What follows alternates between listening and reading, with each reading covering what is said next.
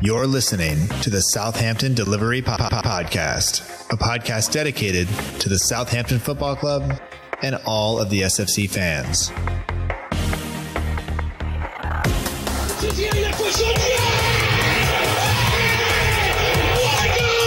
If you want to have guarantees, you have to buy a washing machine. Fonte with a scooping header. We don't lose a match, either we win or we learn. And today we learned. Отдача, Остин! Все-таки забил! It's infield to Mane, 25 yards out. Lovely ball for Bella. Onside, 1-0. Buffon shot! Oh my word! Unbelievable. We ran around the pitch like Bambi on ice. Really very, very embarrassing to watch.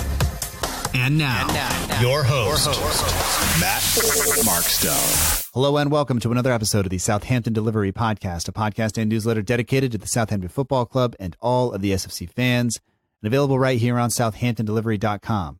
My name is Matt Markstone. I am the host of the show, and no matter where you are, no matter how you may be listening, whether this is your first time or you've been here before, thanks for making the show part of your day. I hope that you enjoyed. And I had a weird situation this weekend. I had a weird instance where I was sat with some people I knew, and we watched a match together. We watched a game together. We discussed it, and it was almost like we were sitting in front of a different match. We were watching a different game all together.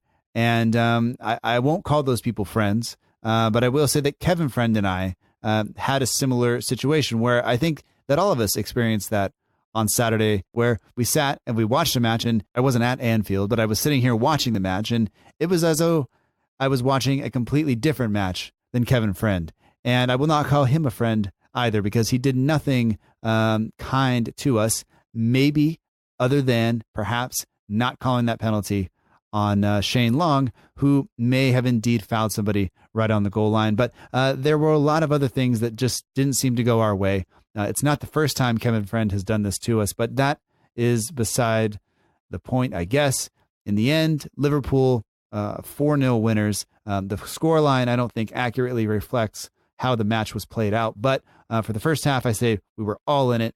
And we'll talk about all that with this week's guest, Dave Champ, who joins me from Ohio after having moved from Southampton. So Dave is on Instagram at @TheRealDaveChamp. And I will say that Dave is a friend. Dave is a guy who I've actually sat and talked to for quite some time, and it was actually enjoyable because it seemed as though we watched the same match, which is always good. Even though we don't agree on everything, I don't think you have to. I just think, having, a similar timeline in your head and actually being able to agree on some of the finer points in life, like the fact that Kevin Freind clearly is a Liverpool supporter, I think that is exciting or something. But anyway, Dave joins me. We'll jump into that in just a second. I just want to take a second before that, though, to give a shout out to Christian Candler, who became the newest patron of the show this month. So thank you, Christian, for joining the show and joining the Patreon, helping support the show. As a result, you get access to a private Discord channel with me and the other patrons. You get a shout out here. Here it is. And you also get priority for having your questions answered on the show each and every week.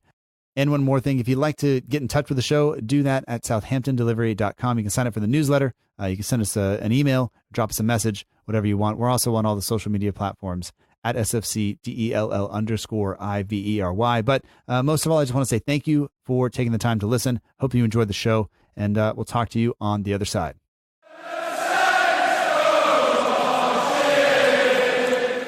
So we'd like to welcome back to the Southampton Delivery Podcast, Dave Champ. You can find him on Instagram at @TheRealDaveChamp. Dave, I've talked to you recently. Haven't been on the show recently, but welcome back and thanks for joining me. Thank you. Pleasure to be here. You bravely chose Liverpool as your return fixture here, so I appreciate that.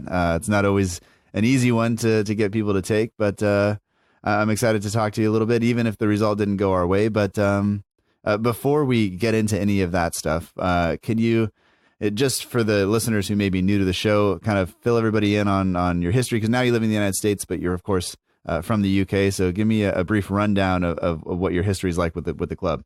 Yeah, born and bred in Southampton. I was born in 1960, and I went to my first game in the mid-60s with my mother. I've been a Southampton supporter for many years, seen many things happen at the club, and I'm happy finally this season they've got things together a bit better, and I'm not stressing out that they're going to stay in the Premiership.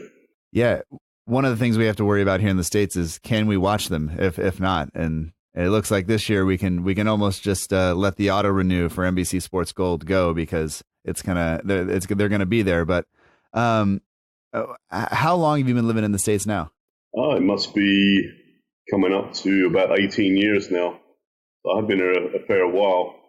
I went back a couple of years ago in 2017 for family reasons, and got back with the club and actually managed to see a couple of live games. Yeah, and I guess my question to you is, when you came over here that long ago, what's the biggest difference between trying to keep up with the team then versus now? That's a good question. Really, it just relies on watching them on the TV and obviously picking up things on the internet. I can call my brother and ask his opinion, but that's just his opinion at the end of the day. Yeah, I'm not really getting the actual real dish on what's going on. I really have to rely on the TV and the internet really to figure out what's going on really. When you're there, you can actually talk to other fans a lot easier when you go and watch the game. There's a big friendly atmosphere when you go to the club and you're just hanging out before the game. People want to talk about things. I remember when I was back there in 2017, I had this guy from India come up to me, and he was on one of the cruise ships, and he was all excited to watch the last game of the season. He'd booked his ticket while he was working on the ship, and he, made it coincide with when the ship docked at Southampton, so he could just go straight to the game. Okay. And it's little things like that that really make the day when you go to watch the game, because people are really, really good about sharing their stories, and they want to talk to you about things, and that's where you get the inside information on everything. Yeah, cool. And I guess it's the quick exchange of information and ideas that happens there, versus here, if you do that, it's got to be via some sort of social media, and then even it's a little bit different than actually having a face-to-face conversation with somebody, Yeah, I liken it back to my brother. I asked him if he was going to have a season ticket for this season, and he said no. He said, I've had it. I've seen too much, and it's stressing me out too much, and I'm not even going to bother to buy a season ticket this year because I don't want the stress of worrying as to whether we're going to still be in the Premiership next year. Yeah, absolutely. So fair enough. It's all right. I mean, we'll watch them, I guess, no matter what, but it looks like we're going to be all right. We've been playing, relatively well, or actually I would say we've been playing really well over the past couple of weeks, but yesterday didn't quite go our way, but that's all right. It is what it is. But should we go ahead and look at the match now and just move that way? And I mean, did you have any issues with the team sheet? We had McCarthy, Ward-Prowse at right back, Stevens, Bednarak, Bertrand to fill out the back line. In the middle, Højbjerg and Romeu, and then the front four, I guess, Djenepo, Redmond, Ings, and Long. Any issue with that for you? I really didn't, because I know we had the injuries to Stuart Armstrong, and we had Cedric leaving. Mm-hmm. That really threw a bit of a wrench in the works, really, with him leaving so quickly, particularly at the back. And I can understand why James was put, in the right back position. I don't think it was a real problem doing that, because we did it for the Crystal Palace game and we won that one. Yeah. So I think there was the confidence that, the boss could put James Ward-Prowse in that position without any problem. I did notice that he wasn't doing so many free kicks as he would normally do. Yeah. And maybe that caused a little bit of an issue, because they couldn't get those good deliveries, straight to people like Danny Ings and so on. I mean, I had a strange feeling yesterday. I really wasn't that disappointed after the game like I normally am. I don't know whether it's a combination of the fact that I didn't think that we were going to win anyway. The best I thought we could do would probably be to either keep the scoreline completely goalless, mm-hmm. or at least draw with them. Yeah.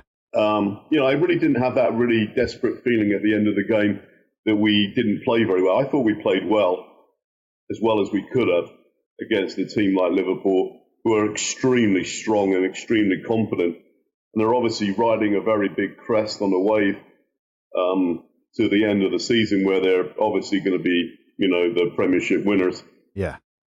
Well, I don't want to admit that yet, but yeah. I was admitting that a few weeks ago. I can't see anybody really catching up with them now. I mean, they're 22 points ahead, and it's just like it's a done deal, really. Yeah, I know. It hurts to say, and there are a couple of people who listen to the show who actually support Liverpool, so they'll be in touch, I'm sure. I don't dislike Liverpool. I actually kind of admire them and admire the system that they've developed, and their manager is an extremely clever manager.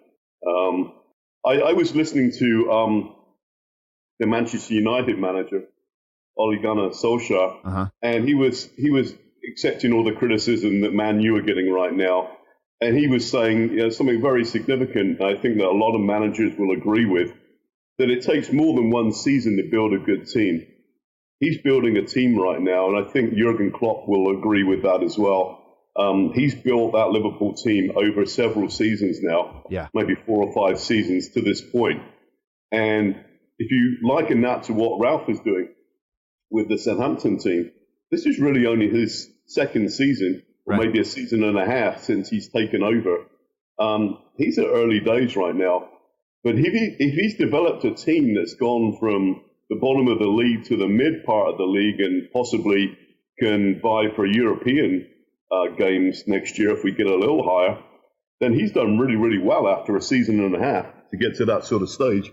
Yeah, absolutely. And it takes, like you said, it takes a lot of time to be able to do that. And maybe, it shows that the club are thinking about the long term a little bit when they appointed him, because they didn't just go with a firefighter type manager, because we were in a situation where we were looking like we could potentially be relegated, and the fact that they didn't just bring in somebody like a Big Sam type figure to just shore it up and get us safe, I think shows that they were looking long term. I mean, obviously Mark Hughes had come in and done that the year before, and they had decided not to stay with that. So I'm fully behind them for that. So and it does take some time to be able to make sure that you build the right kind of team, and that you and we saw some of that, I guess, in the transfer window as well. And we'll come to that in the question section, because people have questions about the window and stuff like that. But I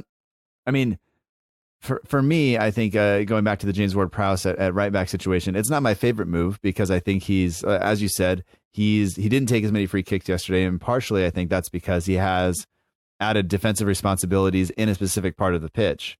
It's difficult to get from the far corner back to the right back position if you're taking a corner on that side. So maybe that's why we saw Bertrand over there doing that and things like that. And with Armstrong out, because Armstrong, one of the things he's been doing very, very well is tracking back and playing defense and helping Cedric out on that right side. And now, now you don't have that. Now you have Djenepo there, who in the past, I would say, has not been the best at tracking back and kind of being defensively disciplined. And so you have Ward-Prowse, who has to have a little bit better, I guess, just defensive awareness, because he's up against, he's up against Alex Oxlade-Chamberlain yesterday, Wilfred Zaha, when we talk about the Palace game before. So he can do it, but he's got to be switched on all game. And I think he did relatively well yesterday. I don't think I don't have any complaints about him filling in there, and as soon as I think, we'll have to see what happens in the future between Valerie and Kyle Walker-Peters. And as I said, we'll come to that. But I don't know. How would you describe the start to the match? Because as you said, I didn't really expect us to come away with a win. I don't think anybody did. But the fact that I'll just say, jumping to the end of the first half, I have no complaints as to how that first half went about us. Absolutely not. No. I thought I wrote down good hustle. We were really hustling for the ball. We did not give them time to think about how they were going to develop anything. Mm-hmm. I thought that was great. And I thought we fought really, really hard for everything. And I like that. Somehow Liverpool figured that out pretty quickly in the second half. And I think that's how they got around us. They didn't give us a chance to fight back. and that's how they developed the game further. I was thinking about something earlier about teams winning the league, and I went back to when Leicester won the league a few seasons ago, and Leicester were nowhere expected to do anything that season that they won the Premiership, and they won it with a striker, Jamie Vardy, scoring a lot of goals. And if you bring the similarity to Southampton with that, and you replace Jamie Vardy with Danny Ings, maybe in a few seasons Southampton can suddenly win the Premiership through a player that shines through and scores a lot of goals. It was just something that came into my head a few days ago, and I'm thinking, wow, yeah, Leicester were not expected to do anything that season, but they actually ran out and won the league. Yeah. And Jamie Vardy was the vehicle to do that. I'm not saying Danny Ings will turn out that way, but I mean, he's certainly scoring a lot of goals for us this season. Yeah. And if we were in a slightly different position, there's nothing to say that couldn't happen, Right. And Ings has been so influential and so critical to us in terms of scoring goals. And then we've been fortunate enough, I think the players have stepped in when he's been out of the lineup and had been able to kind of step into that. And we've gotten wins without him needing to come on the pitch every single match. Mm-hmm. I was really worried about that during our good run. It was if we don't have anybody else scoring goals, what does that mean if he gets injured? But he's been fit. Yeah. Everything's been great. And unfortunately, he couldn't get it done yesterday. And he's got a little bit of a scoring drought now, but I think I'm still behind him. That's for sure. See, the other interesting thing, if you liken it back to Liverpool, you look at Liverpool. I don't know if you caught the FA Cup game the other day, Shrewsbury Town and Liverpool. The deal was that Liverpool were 2 goals up in that game, and they were playing a lot of their second team in that game because it was an FA Cup game. They didn't want to, overplay their hand, I guess. And then Shrewsbury Town in the second half came back and drew 2-2. Mm-hmm. So it was two apiece. And then Jurgen Klopp decides to bring the big guns on, and he brings on Firmino and he brings on Mo Salah. Mm-hmm. And you look at the combination of those two, and sure, he brought them on too late, and they didn't have too much of an effect on the game to, push Liverpool through. Right. But you look at the scoring duo of Firmino and Mo Salah, and yesterday, I mean, yeah, sure, Firmino wasn't in the game too much, but certainly Mo Salah scoring the 2 goals that he did. It's very, very important that they are played and they work as a team. Yeah. With Southampton, you've got Shane Long and you've got Danny Ings. Or you've got the combination of Ings with another player, one of the younger guys maybe coming alongside him. You've got quite an effective striking duo there. I think it's important for every team to have that. Yeah. Well, Firmino hasn't scored a whole lot of goals this season, but he is top 5 in assists in the Premier League, and he does a lot of stuff that is very, very good. It just doesn't always show up in the numbers, and you mentioned you don't, dislike Liverpool that much. I mean, they've been fun to watch over the past couple of seasons and to see them develop. And I don't want them to win the league, but I think that's out of our at this point in the season, it's out of our control. So right. I was just really hoping we could have done something. Maybe disappointed them a little bit yesterday, but it didn't quite happen. And I'd say that the only real thing I was disappointed in yesterday from the first half, because it wasn't our performance, but it was Kevin Freind, and I don't know. I don't know how you felt about some of the decisions that went against us, because like you said, we were in the game. We were not giving them a chance to think about a lot of things. Right. We were pressing them, and it was end-to-end stuff, and there were chances for everybody. And granted, their chances were a little bit better than ours, but I don't know. There were potential fouls on Long and Ings. There was Salah's handball after that long ball was knocked down to him, and none of those things went our way. And then you get to the Robertson back pass, which I just thought was outrageous. And so walk me through what you were thinking when that happened on the pitch. Look, it was just bizarre. I don't know why they just didn't go to VAR on a lot of these things. I thought that's what VAR is there for. It's there to help the referee Not necessarily, make the referee look stupid or anything, but nothing went to VAR. It was just as if they were all asleep in the box and nobody sort of like decided that it was worth doing. I couldn't understand it. It was almost to the point where it was like, well, okay, it couldn't have been a handball then. Yeah. Because nobody shouted that loud for it. And the back pass, I don't even remember seeing that. So what happens is Djenepo kind of comes in. He's dribbling. I think I want to say Ward-Prowse switches it to him. Somebody switches it to him, and he gets into some space against Robertson one-on-one. And as he goes towards the line, he kind of stumbles a little bit. He's driving towards the end line, and he stumbles a little bit. And Robertson's able to kind of get between him and the ball, and it looks like he's just going to shepherd it out. And then he stabs at it, and it's directly it's parallel to the end line, right back to Allison, and Allison picks it up, and immediately our players kind of everybody's up in arms, and even the announcers. I watched most of the game on mute because I was afraid I was going to have to hear how good Liverpool were the whole time, and I didn't want that. And yet even when I watched it back and kind of listened to them, they said they said the handball on Salah was a handball. They said, I don't know how this hasn't been given. Why? I don't know why this hasn't been being checked. They were they had no answers for the questions we're asking. And it's one of those things where we're coming into a situation where everything's going to have to be perfect and line up perfectly for us in order to get something from the match. Right. And right. And then all of these decisions kind of go against you. And it to me, I think it says that the team was in it and was very dedicated, and they were willing to put up with all of that stuff because they were in it they were fighting to win it. And despite all these things kind of going against us, they didn't let that get them down, at least in the first half. Yeah, I think you can't let those things go, and put you down. They break your concentration easily, and you don't want that to be broken. I thought the first half we really were concentrating on just doing the job and not letting anything get in our way. I guess it's got to be on people's conscience at the end of the day, is whether they make the right decision or not, or whether things get picked up on. Really, I don't think it made that much difference to the game, to be honest with you. Yeah. I think things happen during a game, and they're boost your confidence and you carry on, or they get you down and you end up losing. Yeah. And you can't let it affect the way that you play, I guess, is the bottom line on that one. Yeah, absolutely. I would say that Djenepo did get on the end of one at one point and had a pretty good hit saved by Allison.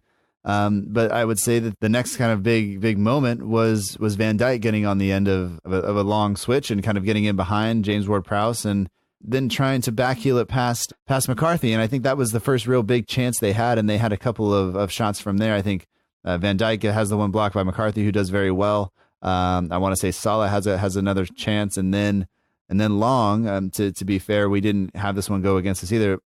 It could have been deemed a foul on him, kind of running into the back of somebody right on the goal line, but nothing given, and we play on. But Liverpool had their chances as well. They would have gone into halftime, I think, being a little bit frustrated, but I really thought it showed that we were putting our bodies on the line. There were guys sliding in to block shots and crosses and everything else, and it was overall, like we said, just a really good performance. Yeah, defensively we were really, really good. I think McCarthy's been doing really, really well. He's been, coming into his own.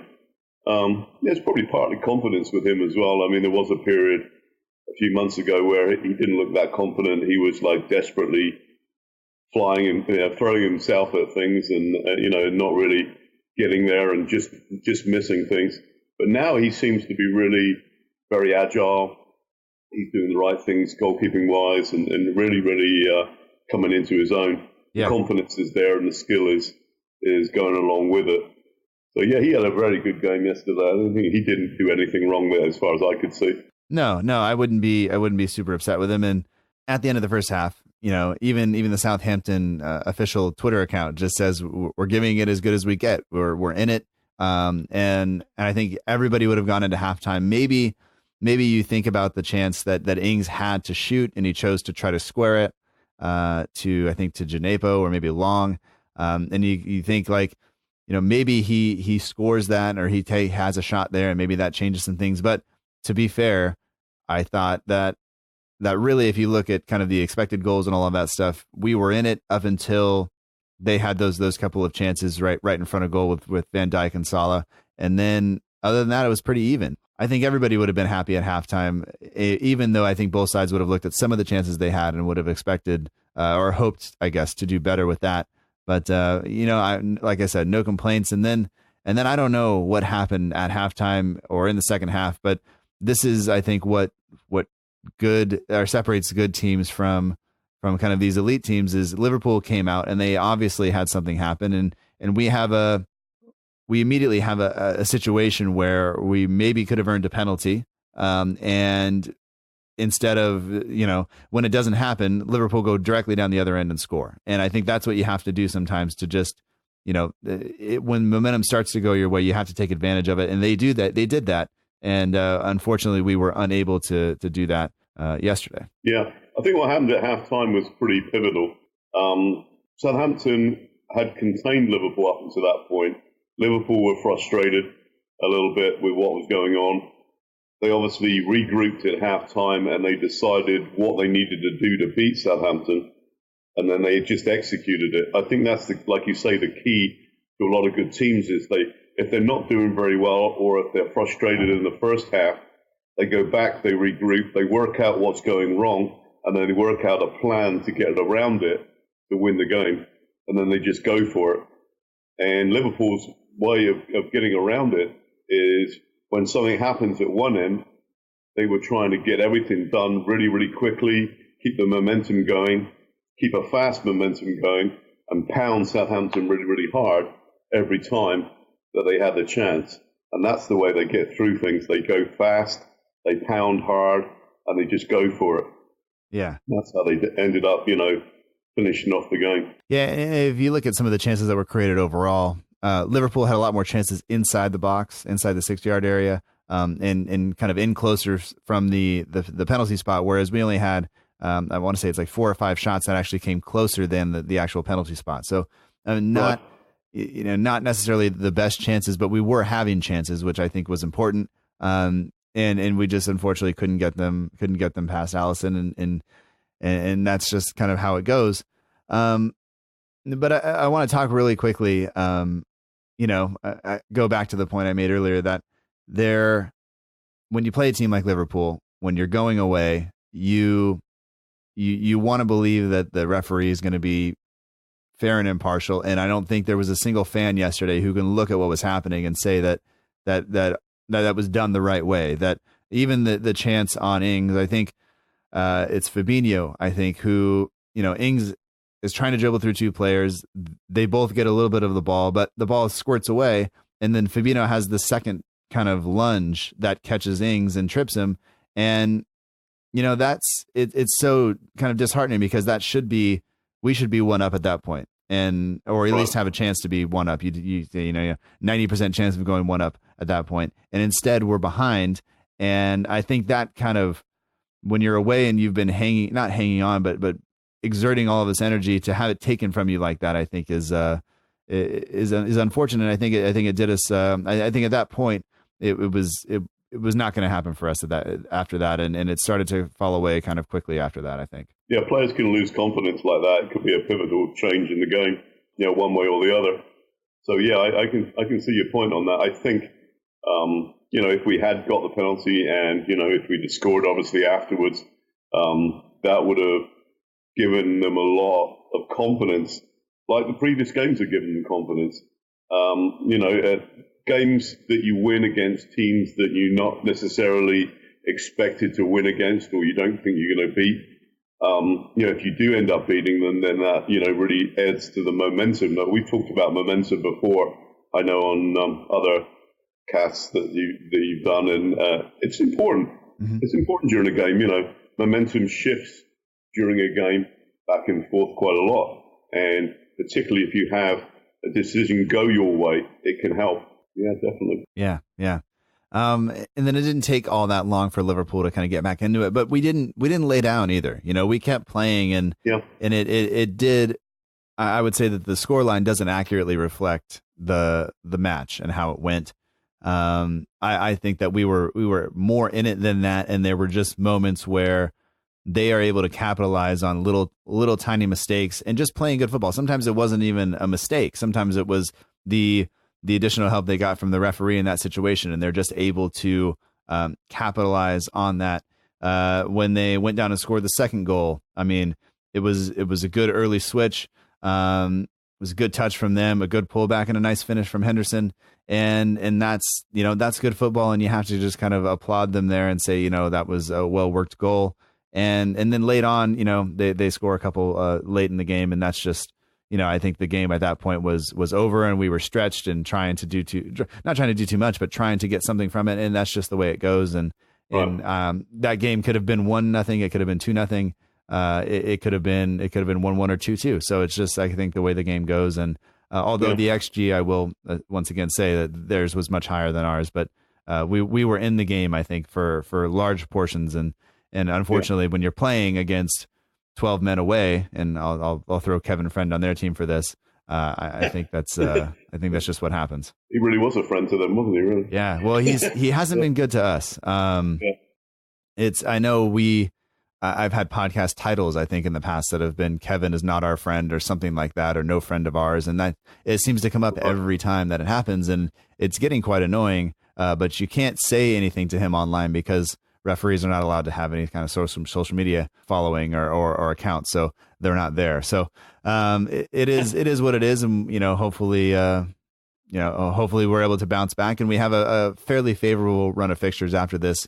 Of course, aside from the replay against Tottenham midweek, now that's and hopefully we move on in the FA Cup, because it would be Norwich at home, which I think, once again, a winnable fixture. So as long as we can take something from the first half, I think, and move forward, I think we're all right. I think that with the momentum we built up and the fact that Tottenham now actually are not that unbeatable, really. I think with Harry Kane being out, and Harry Kane's a big threat, and with Eriksen. Yep. Yeah. He's left as well, and they were nice players. Obviously Kane's coming back, probably not until the end of the season, if anything. I think that Tottenham fixture is very winnable in the FA Cup, even though it's going to be at Tottenham's ground. When they play, it's next week they play. I think it's middle of the week. Yeah. Wednesday. Yeah. Yeah, and that's something people have been upset about. Is I think Saints only charged the visiting Tottenham fans £10 per ticket, and Tottenham have turned around and charged, and that was for a Saturday game that was not going to be televised. Maybe it was going to be televised. I can't remember in the UK. Right. But anyway, £10 to come down on a Saturday, have a nice day out in the fourth round of the FA Cup, and in return, Saints fans have been charged £25 for a midweek fixture, for a replay that will be on television. And so they haven't done us any favors there. But you know what that is, don't you? You know why they're charging that much? They got to pay for that nice new ground they got there. Yeah, well, Daniel Levy is just not a nice person. That's what I'm going to say. But that's one of those things where our away fans have been so good for so long, and they keep getting this kind of I don't want to say abuse, but they keep getting kind of the short end of the stick. We don't take the full allocation a lot of times. We don't. The club doesn't even ask for it. So we're not allowing some people to go, and then we're being charged so much more, which is not great. And having friends and things who go to all these matches, I just can't. Going to one away match costs more than us watching the entire season on TV. So it's crazy. But anyway. That aside, I think we'll very there, like you said, it is winnable. And I was going to say, with Eriksen having gone and left Spurs, I think it leaves only one player in Eric Lamela, who is a holdover from what they spent when they sold Gareth Bale. So that's all the players they bought. They only have Lamela left, and that he'll I'm sure play a part against us on when in the return fixture. But anyway. Is there anything else? Do we need to go through every goal that we conceded yesterday? I don't necessarily feel like we do. I would say that the mood at the end of the match, I know, like you said, you weren't disappointed. I wasn't overly dejected. I wasn't happy with the final scoreline, but I think that I think most fans just kind of looked and said, we didn't get any help from the referee. We didn't get any help from VAR. We were away to the league leaders, the runaway league leaders. This is not out of the question, and we move on, right? I think that's what you have to do. Right. I think with the upcoming fixtures that we've got, we can take a lot of solace in the fact that, they are winnable games, and there's about 4 or 5 of them that we stand a very good chance of getting a lot out of. So, with the position that we are in the league, we can quite conceivably go from we are 11th now to 6th or 7th place quite easily. Yeah. Because all those teams ahead of us only have like 2 or 3 points above us, if not equal to what we have. So, we can creep up that, table pretty easly. Yeah. Not beyond hope that we'll get, the places we need to get into Europe.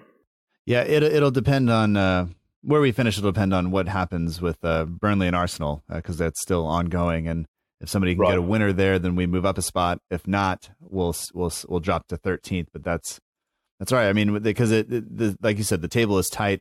One win could send us up as high as 8th or 9th.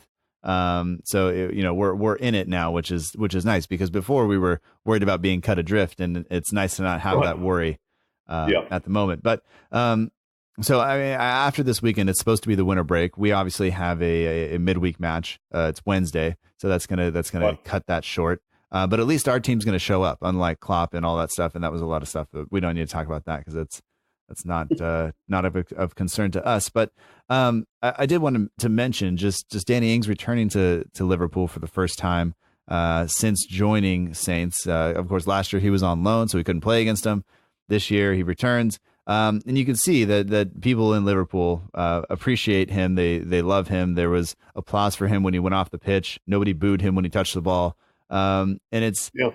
I just wish he would have. I wish he would have scored. I just wish he would have scored. But I thought he had a great game. He put in a lot of work. He showed all of those things that probably got him to move to Liverpool in the first place. The work effort and everything else, and just unfortunately for him, couldn't get it done yesterday. And so we move on. The people in Liverpool, they love their football. I was watching a documentary last night on ITV about Steven Gerrard, and when they have a player that is dedicated to a team like Steven Gerrard and play for Liverpool, then you're part of a big family at Liverpool. They really do absolutely idolize people that play for their team.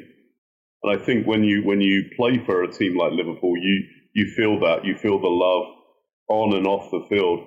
I know, you see, I've seen documentaries on Mo Salah, and he goes into a store and he's like a god to these people, Mm-hmm. Little kids go up to him and they're like, and, it's just great that they share that, love for the players, but it can be their downfall as well. And it can be, so much pressure on these guys. I saw that with the documentary with Steven Gerrard, if they mess up, then, they're the worst people on earth. And, because they believe in them so much, they give them a lot of abuse if they mess up. So there's a lot of pressure being that idolized, and it's a lot of pressure to live up to. But yeah, they really did appreciate Danny Ings, and I think a lot of the time that Danny Ings was at Liverpool, he was injured, so it really wasn't his fault, and he really wanted to get in there and play for them. And he really didn't have that opportunity, unfortunately. It's great now he's back at Southampton, because he's the local lad, and he's the person that everybody down there believes in. My only worry, I think, is like you said, what happens if he gets injured? What happens if something bad happens to him, and we haven't got him available to play? We need the backup. We need that person that's in the side, waiting to come on to fulfill that role. If we haven't got him all the time, we don't want to overplay Danny Ings and have to play him when he's slightly injured, because that's never a good thing either. Right. Well, I think he's done a great job with his personal kind of fitness and working with his trainer. And I've said it before, he was out here in LA, and working extremely hard, twice a day, getting fit, and I think he kept that up even over the winter break, just maintaining, making sure his body's ready to play all these matches, and I think having that. I mean, I would imagine that Southampton is much quieter than Liverpool, and just the ability to kind of concentrate and do those things and make sure he's ready has allowed him to. And I guess having also the knowing in his mind that he's had trouble with injuries in the past and not wanting that and finding a way to make sure that doesn't happen, I think has been great for him. So it's been really, really great for that. But I guess let's move on and answer some questions, because we have questions about everything from the transfer window to penalties and everything else. And we don't have to beat the penalty stuff to death, but we'll address it a little bit. So we got a couple of questions here. One of them comes from a patron, Saints FC fan in Chicago. The patrons obviously get priority for having their questions answered on the show each and every week. They also get access to a private chat via Discord, and they also get bonus podcast episodes. You can sign up for that if you want at patreon.com/SFC delivery. Once again, no pressure to do that, just if you wish. He says, if the lineup remains the same over the summer, i.e. Højbjerg doesn't leave, what type of transfers do you think will be brought in over the summer? So will it be, do you think, experienced immediate impact players or the younger players that still need time to develop? So what do you foresee Saints doing as they move forward in the transfer window? I think it's got to be a mixture of both, really. It's great bringing in the younger players if we have them available, if they're going to fit into the mix. Bringing in players that have an immediate impact is also good, depending on where you're going to put them, really. We'd have to have a crystal ball, really, to figure that one out, really, I think, because I know Ralph wants to keep the team fairly stable at the moment. That's why he hasn't bought an awful lot of players over the transfer window, this past transfer window. I can see the logic in that. He brought in a defensive person in Kyle Walker-Peters, which was great, to really take over from Suarez, I presume. So in the summertime, I think he's got to look at maybe bringing in another striker, just in case we lose maybe Shane Long, because he's, getting on a little bit now. Mm-hmm. Well, he's 32 now. I say getting on a bit, though, and it's, not that old, but, maybe older for a soccer player. So really, I think if he's going to bring anybody in, maybe an experienced striker. Okay. Yeah, I would say the only thing I would think is that it will probably remain the same in terms of it'll be players that need time to develop and things like that, because that seems to be the route the club want to go, the self-sustaining kind of model. And the problem is, if you're not willing to really spend big money on players, then you're probably not going to get anything better in the transfer window than what we already have. So unless you're going to buy players that are young and give them the time to develop, it really makes it difficult to have that. But I would have said if we were going to bring somebody in this season that would have needed to play right away, I would have said it needed to be a fullback. And obviously the Kyle Walker-Peters situation and the Cedric Soares situation means that, we're a little bit, obviously we're undergoing a change there, and Kyle Walker-Peters just isn't going to be fit for a week or two, and he's going to take some time to learn. I'd imagine that by the end of the winter break, he'll be ready. He can't play against Tottenham, so you can expect him, I think, to play going forward from there. And I think that gives us some real solidity, because I think we'll be back to a similar type of lineup where you have a set fullback on either side. With Bertrand, we still don't have a lot of depth there. We'll have our same center back pairing of Bednarak and Stevens, and then I think going forward we'll have Ward-Prowse back alongside Højbjerg, and I think that makes the whole team a little bit better. Yeah, I think if Højbjerg leaves, and there is a question of whether Højbjerg might leave or not, he's a solid player and he's very good defensively. I get a little worried about him when he goes to attack, because from what I've seen, all he does is he tries to hit the ball as hard as he can, without direction sometimes, and that bothers me a little bit. where he could, maybe pass the ball to somebody and somebody with a little bit more shooting skills than he has can score. Then if we lose Holberg, who do we make the captain? I've got my own opinion on who should be the captain. I'd like to see James Ward-Prowse take over the captaincy. Yeah. I think it probably fall to him after that, without much question. But we'll see. And I think I think that you look at some of the players that we have that as their contracts are running down, right? Like Long's out of contract at the end of the season, and then obviously Yoshida was out of contract at the end of the season, as was Sori. So that was always going to be a bit of an issue. But I don't know. I think you gotta really look and see, like, what do you want? Do you want to sign Shane Long for another year? I think that would split the fan base's opinion. But in terms of Højbjerg, I know he's got a contract extension on the end of on the table, and they have agreed just kind of not to talk about it until they reach safety. But we still have essentially just under a year to get that sorted out before he can go kind of receive offers. And I think if they can't kind of come to some agreement, I doubt we'll see him kind of walk away for free at the end of it. So you would expect him to potentially move on, but he hasn't expressed that. I haven't seen that from him. And the effort he gives on the pitch doesn't suggest to me that he's looking elsewhere. Cedric made it very clear he wanted to go. And I guess we can talk about that just a little bit. But for you, what was your take on the transfer window? I mean, with only really Walker Peters coming in, and then some of the players we Yoshida going out, Sori's going out, a couple of players going out on loan, the younger levels. For you, how would you rate it? Would you be happy with it? Are you okay with it, or do you wish it would have gone differently? I'm okay with it. Like I said, I didn't think we needed to bring too many players in. I think we were just waiting on who wanted to leave and keeping that money basically for what we want to buy in the summer window. So I think from the point of view of what we did, I think we played it just right. A lot of people were criticizing us for not buying any players, but I don't think we could buy until we knew who wanted to go and what kind of money we were going to have to maybe use later on. So I think we played it just about right, really.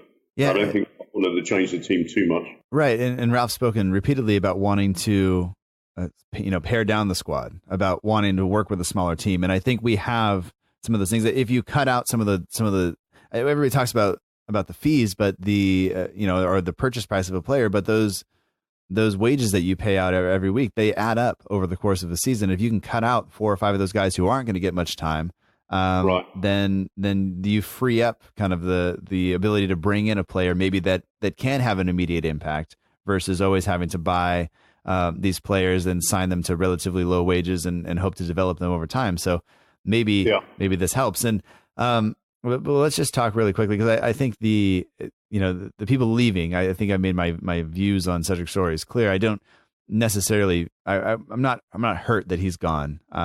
He was fine for us for a while. He came here to play football. I think he got a little bit ahead of himself, thought a bit too highly of himself. He went through periods where I hated watching him play, where he seemed to make mistakes week in, week out. But for me, when he came out and said, he's looking for a move away, he's not going to be here after the end of the season, I think for me that just said, like, look, we got to find somewhere for you to go, because although you've played okay in the past couple of weeks, you haven't endeared yourself to the fans by saying that, and so to watch him go, we get some money for him even, and he's injured, he's not going to play anyway, so. I think we've got the best part of the deal there. But what's your take on it? Yeah, when I saw him play a couple of years ago, I was not impressed. He was overwhelmed, outplayed. Every time I saw him, it was just like people just like blew past him like he wasn't even there. He was not playing well a couple of years ago. He got better over the last few years. But yeah, he really didn't do himself any favors by saying that he just wanted to leave at some point. He just put it right out there, and it was just like, okay, see you then. And they made a profit on him as well, I believe. So, right. Great. And he's going to Arsenal. He's pleased about going to Arsenal. So, oh well, okay, yeah. no big deal. Yeah. It is. It's gone. And I guess the other big loss that we'll never see play again, I don't think, is Maya Yoshida. And I mean, I think my feelings are the exact opposite on him. When I saw that it was reported that he could leave, I thought, it would make sense, I guess, because once again, he's coming towards the end of his contract, but he's been such a positive influence around the club. Everything from the media stuff that they've done to the fact that he donated 1% of his wages this season to the Saints Foundation, he's loved, I think, by everybody. Even if when he was in the team, sometimes we would go, there's a mistake coming and it'll cost us, and we'll be mad at that. But overall, I think most fans look at him and say, like, your time here, you were a good person, which I think counts for something, even if this is football and we shouldn't maybe let our hearts rule our heads sometimes. Yeah, what a nice guy. And when I saw him play against Leicester, the last game I actually saw in England before I came back here, he was the only person to score for Saints on that night.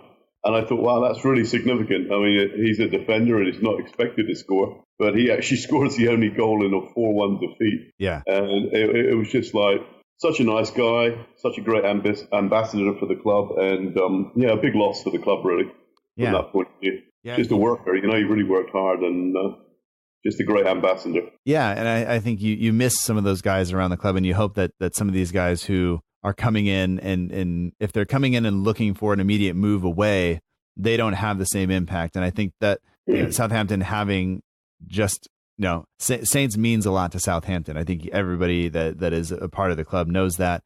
But I think sometimes the players come in, they don't necessarily grasp that if they're only going to be there for 2 years. You don't have the need to buy into the community. You can kind of just be yourself and play your game and then move on. Whereas, Yoshida's time there, he really became a part of the community, and I think the community adopted him just as much as he adopted them. And I think that was something that we hope that other players will do. So, maybe Danny Ings gets the same kind of thing going forward, but we'll just have to kind of wait and see. So anyway, I'm happy for him that he's going to move on. He's going to get some first team football, hopefully.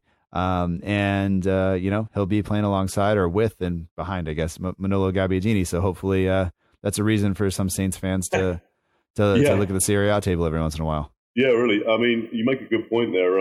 Southampton as a football club is extremely important to the city of Southampton. The morale in the city gets boosted so high. I don't know if you saw the big billboards with "Welcome to Ralph Hampton" all over the city. And, it's something that everybody in the city talks about. When Saints win a game or when they lose a game, it's going to be talked about in every workplace in the town. And people, you can see people actually a lot happier when Southampton win. Even in the streets, the energy is there, through everything. Yeah. All right. Well, let's talk briefly about Kyle Walker-Peters coming in on loan. Colt Baker from Facebook asked, how do you think the KWP loan will work out? And was it a good move? And we've kind of talked about Cedric leaving. It leaves us very light in the fullback positions, because I think going into the window, one of the things that we would have needed to address would have been the wide defensive areas. Cedric can play on either side, even though he's obviously very much a right back. He did play at left back when we needed him. We really only have Ryan Bertrand, who's consistent first team football. Vokins has popped in and out for some, but he's not probably quite there. Ralph's opinion of him did change over the window. It seemed to be that maybe Vokins could do it if we needed him to, but we'll see. And then Valerie has been out with this mysterious illness, and people are speculating that he's had a falling out, but we don't know. But really, now you have really only three fullbacks that are first team kind of quality. Kyle Walker-Peters is going to be there on loan. It's going to take him some time to learn the system and all that stuff. So for you, is that a good move? And are you happy with that, or do you wish we would have done something else? Oh, I think it's a good move. I've got to admit, I don't know an awful lot about him. I'm not sure the reason why Spurs would want to let him go. He's a young guy. I'm sure he'll fit in very nicely with everybody else. Southampton is always a very welcoming club to go to, I'm sure. The other players will be pleased that he's there. Yeah. I think he'll fit in just fine. Yeah. Well, I mean, it's not the furthest move away for a player. You got to think of geographically and things like that. And he's probably got a really good chance of getting in the team each and every week, which I think is what both Spurs and he'll be wanting. He's played for England at the youth levels. He's going to know some of the guys around the club, and so I think that'll be fine for him. And I think he'll fit in nicely. And as far as I know, there's no option to buy. I think from most of the things I've read from the Echo and things like that. So there's no obligation or even option. So it could just be a short-term solution, but it also could be that in the summer we go back in and negotiate for him. But it all depends on how it goes. And some of the loans we have this season haven't really worked out. Danzo hasn't been utilized well. He hasn't played well, hasn't shown himself well, but he hasn't really been put in good position either. So we'll have to see kind of how it all works. But let's move on a little bit to some of these other questions.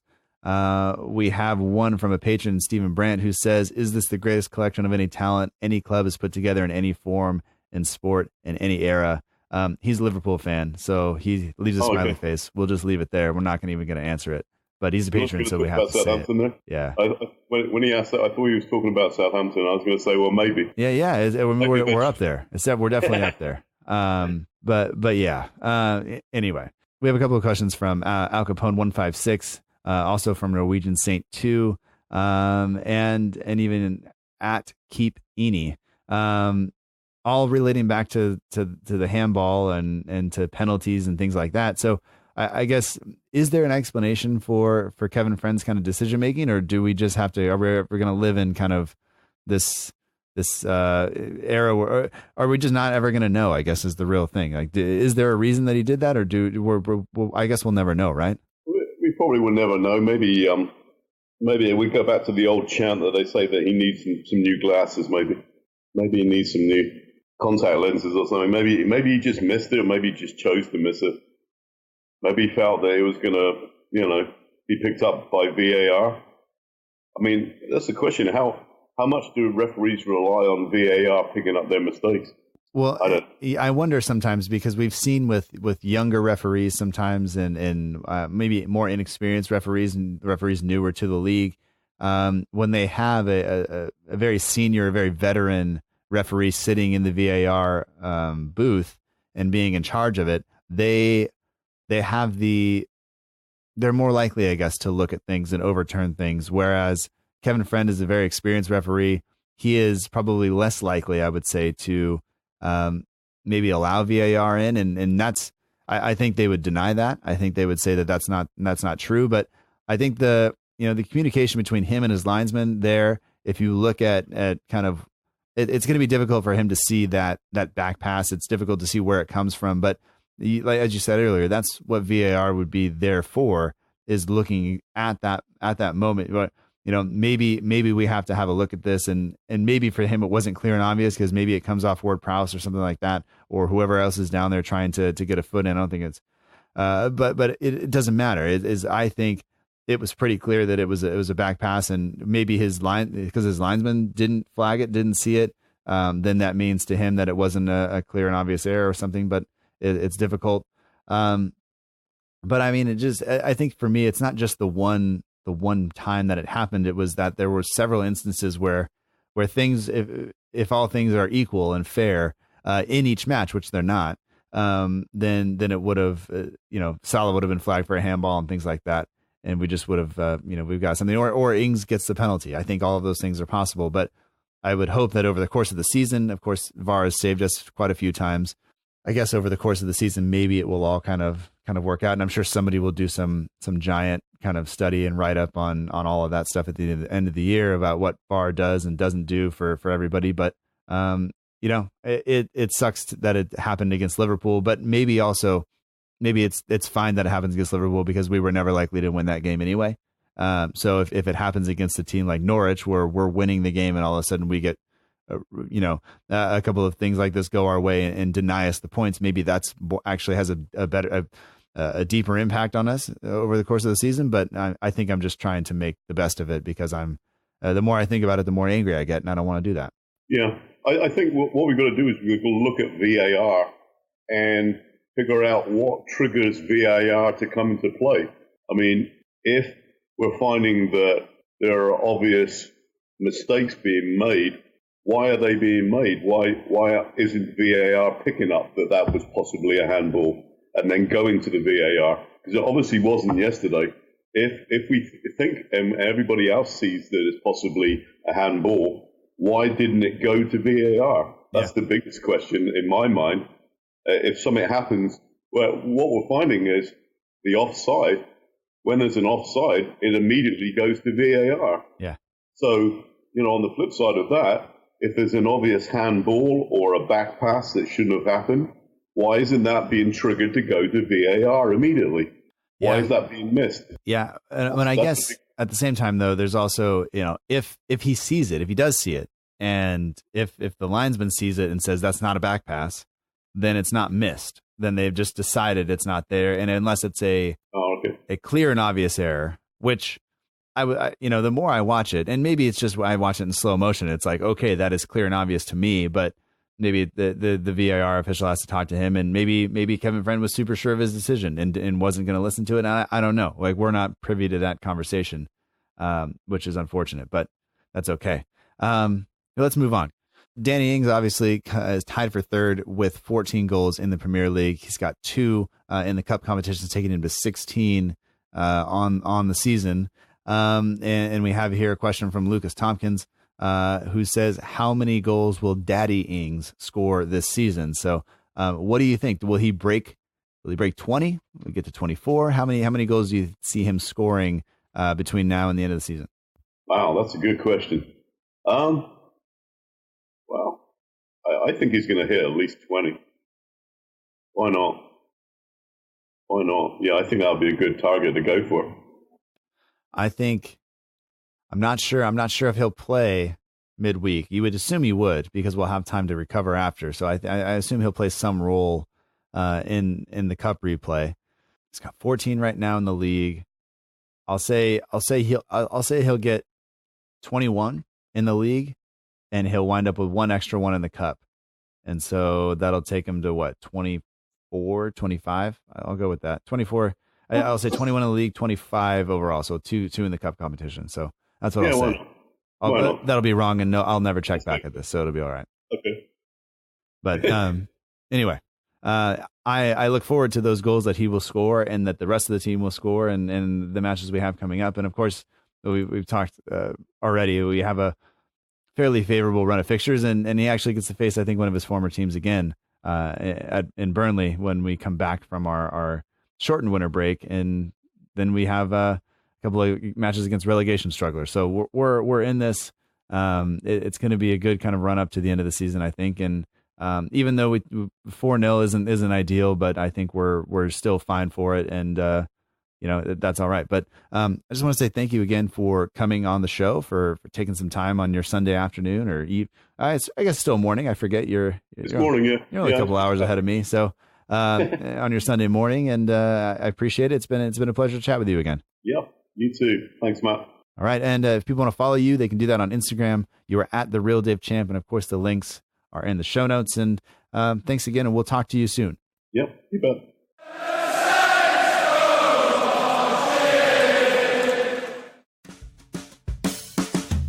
And that does it for this week's episode of the Southampton Delivery Podcast. Thank you so much for joining us. I hope that you've enjoyed it.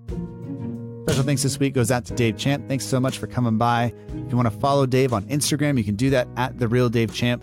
He's not on Twitter or Facebook, though, so make sure it's only on Instagram at @TheRealDaveChamp. The link is in the show notes. And Dave, I just really appreciate you coming by, having a chat, talking about Saints, and sharing some time with me. So I appreciate that. I look forward to doing it again in the future. While you're on Instagram, if you would like to follow the Southampton page, you can do that. They had their account disabled recently, but you can follow the Southampton page 1. The link is also in the show notes. That's a late addition to this edition of the credits. You can If you'd like to follow this show, we are at SFCDELL_IVERY on both Twitter and Instagram. We're also on Facebook at facebook.com/SFCDelivery. There is no underscore in the Facebook address. You can get links to that and links to subscribe on iTunes, Stitcher, Acast, Google Play, TuneIn Radio, or wherever you listen to podcasts at southamptondelivery.com. There you can also find a link to become a Patreon subscriber.